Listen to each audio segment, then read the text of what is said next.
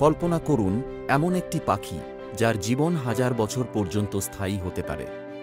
পৃথিবীর নানা সংস্কৃতিতে এমন একটি কিংবদন্তি পাখি আছে যে পাখি মৃত্যুর পরও হারিয়ে যায় না, বরং আগুনের ভস্ম থেকে আবার জন্ম নেয়। আজ আমরা কথা বলবো সেই রহস্যময় পাখি ফিনিক্স নিয়ে।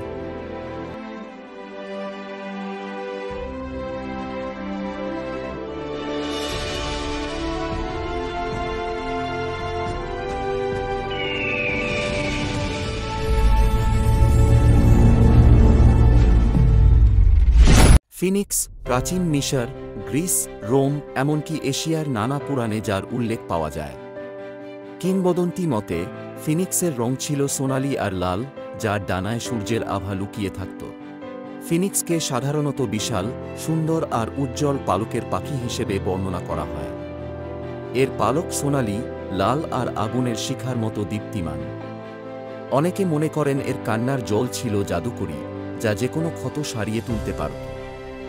সবচেয়ে মজার বিষয় হল ফিনিক্সের গান এত মধুর ছিল যে দেবতারা পর্যন্ত তার গান শুনে মুগ্ধ হতেন। এ কারণেই ফিনিক্সকে কেবল পুনর্জন্মের প্রতীক নয়, বরং শান্তি, আশা আর চিরন্তন জীবনের প্রতীক হিসেবে দেখা হয়। উৎপত্তির কাহিনী প্রাচীন মিশরীয়রা একে বলত বেন্নু, যাকে সূর্য দেবতার দূত হিসেবে দেখা হতো। গ্রিকরা বিশ্বাস করত ফিনিক্স 1000 বছর পর্যন্ত বাঁচে। তারপর সে নিজেই কাঠ জ্বালিয়ে আগুনের মাঝে ঝাঁপ দেয়, ভস্মে পরিণত হয়, আর সেই ভস্ম থেকেই জন্ম নেয় নতুন ফিনিক্স। রোমানরা এই গল্পকে গ্রহণ করে সাম্রাজ্যের শক্তি ও স্থায়িত্বের প্রতীক হিসেবে ব্যবহার করত, কারণ তারা বিশ্বাস করত রোমও ফিনিক্সের মতো চিরকাল টিকে থাকবে। ফিনিক্স হল পুনর্জন্ম, আশা আর অদম্য সাহসের প্রতীক। যতবারই তুমি হারিয়ে যাও বা ভেঙে পড়ো, তুমি আবার উঠে দাঁড়াতে পারো, এই শিক্ষা দেয় ফিনিক্সের কাহিনী।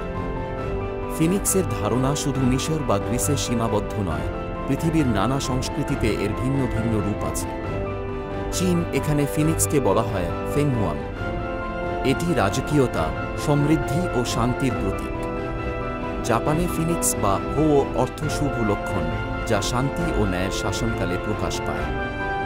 ভারত, হিন্দু পুরাণে গরুর বা পাখির দেবতা, যার কিছু বৈশিষ্ট্য ফিনিক্সের সঙ্গে মিলে যায়। আধুনিক পপ কালচার হ্যারি পটারের ফক্স, এক্সমেনের ডার্ক ফিনিক্স, এমনকি ভিডিও গেম ও কমিকে অসংখ্যবার এই চরিত্রকে দেখা যায়। ফিনিক্সের ধারণা আজও জনপ্রিয়। এটি শুধু একটি পৌরাণিক পাখি নয়, বরং মানুষের অদম্য ইচ্ছাশক্তির প্রতিচ্ছবি। ফিনিক্স আমাদের মনে করিয়ে দেয় শেষ মানেই শেষ নয়। যতবারই ভস্মে পরিণত হও না কেন, তুমি আবার নতুন করে জন্ম নিতে পারো।